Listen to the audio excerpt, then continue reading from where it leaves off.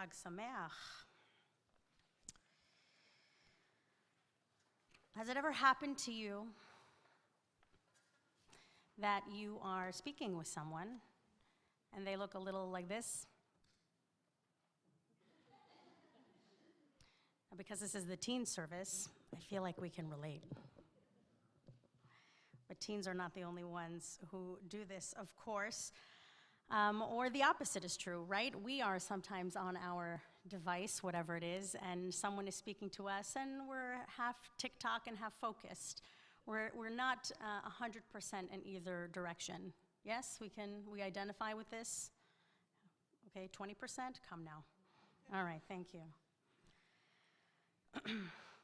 I actually had to look up some statistics about cell phones because I was really curious.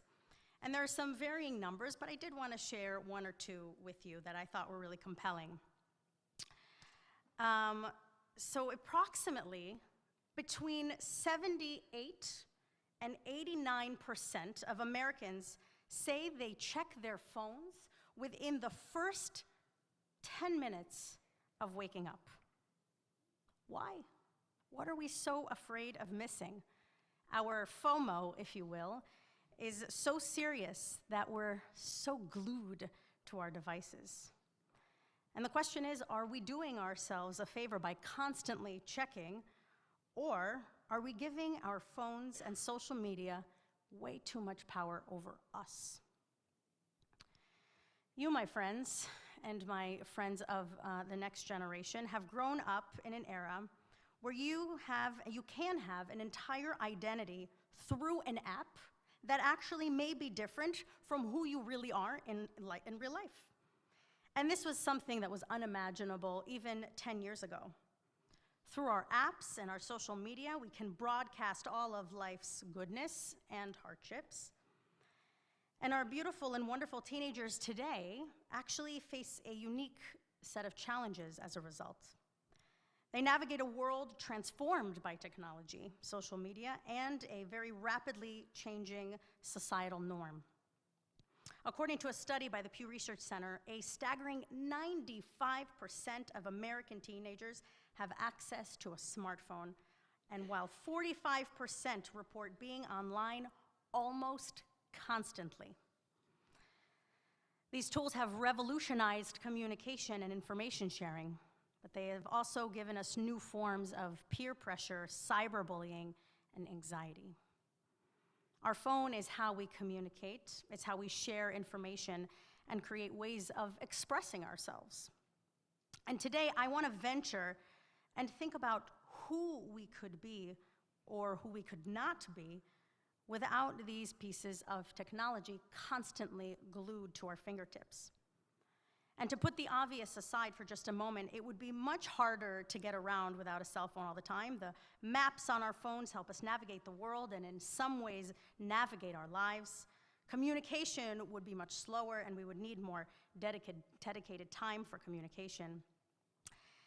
But what about our social media, TikTok, Insta, Snapchat? We'd have to find new creative outlets to express ourselves. And in this age of technology where our cell phones have become almost like extensions of our bodies, additional limbs, if you will, I'd like for us to reflect upon the implications of being constantly engrossed in these devices. And I definitely don't want to sound like the parent of every teen in here, because the reality is we're guilty of it too. I want to experiment with just an idea for a moment. I want to contemplate the significance of finding balance in the digital era and nurturing our spiritual connections. On Yom Kippur, we read the Torah portion, Nitzavim. In Nitzavim, Moses addresses the Israelites, affirming their covenant with God. They commit themselves to abiding by God's rules, which might seem obvious, but actually in reality, it's really not so simple, and it is not black and white. In this agreement, Moses emphasizes the importance of staying committed to the covenant, warning against the allure of idolatry and distraction. And the Israelites were no strangers to idolatry. They got themselves into trouble quite a few times while crossing the desert. And the idolatry that Moses speaks of isn't just about the golden calf that the Israelites built in the desert. In some ways, our constant use of cell phones can inadvertently lead us away from what truly matters, which is a kind of idolatry. Idolatry is anything that leads us off the path of righteousness, justice, or simply doing the right thing. When we become engrossed in endless scrolling text messages, notifications, we sometimes distance ourselves from our spiritual path and the human connections that truly enrich our lives. And just to be clear, I am not saying that cell phones are inherently bad and we should get rid of them, God forbid. But rather, sometimes they can be distracting in moments where we should be engaged and present, and we get lost in the appeal. Rabbi Jonathan Sachs, of blessed memory, noted that the Hebrew word nitzavim means standing together. Nitzavim is in the plural. And in a world dominated by screens, we must ask ourselves, are we truly standing together with our loved ones, or are we standing isolated in our digital bubbles? Jewish tradition teaches us the importance of community and presence. Let us remember that our presence, undivided by the glow of the screens, strengthens our bonds between us and helps us fulfill our spiritual covenant. It helps us focus on what is important in our lives uninterrupted. So what does that actually look like?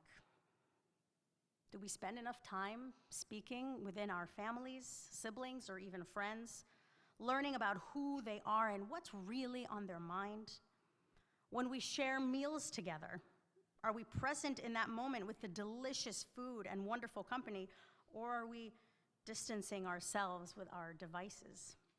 Do we spend enough time volunteering and giving back to our community? Do we spend enough time just being with ourselves, alone, and thinking about what is important to us? I know some of you spend time journaling, writing stories and poetry. Our wonderful teens have shared their works with me. And these are really meaningful pastimes that we should make more space, more time for. Scholarship has also shed light on the effects of excessive cell phone use on our well-being. Studies suggest that constant phone usage can lead to increased stress, anxiety, and decreased attention spans. And as we navigate our fast-paced lives, how do we set that time aside for real introspection, prayer, and mindfulness?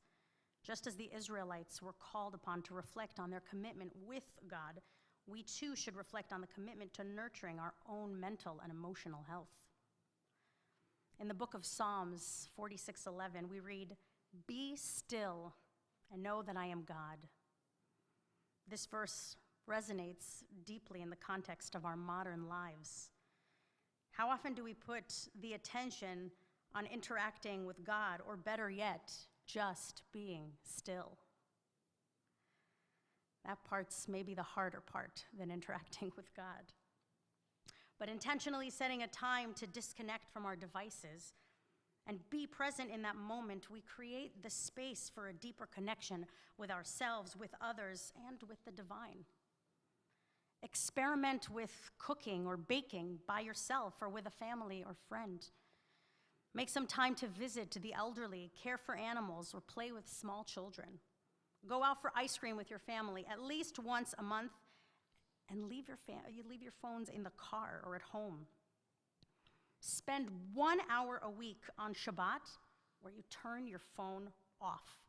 The possibilities are endless, but I think you get the drift. Jewish texts also emphasize the value of balancing technology with intentional living. The Shema, which is a central prayer in our tradition, it teaches us to love God with all of our heart, soul, and might.